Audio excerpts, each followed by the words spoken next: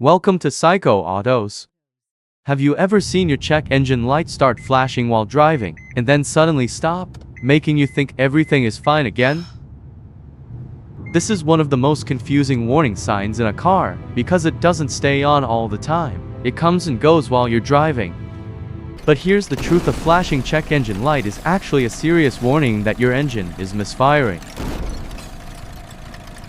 When a misfire happens, unburned fuel can enter the exhaust system, which can quickly damage your catalytic converter. This usually happens under heavy load, like when you accelerate hard or climb a hill.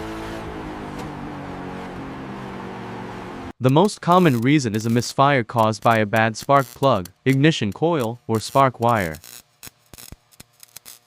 Sometimes it's not constant, it only happens occasionally, which is why the light flashes and then stops. Another possible cause is a failing sensor, like the mass airflow or oxygen sensor sending incorrect readings. When these sensors fail, the engine gets the wrong air-fuel mixture, which can trigger temporary misfires. Sometimes, even low fuel pressure or a weak fuel pump can cause the same issue under acceleration. The reason the light stops is because the problem becomes less severe when driving conditions improve.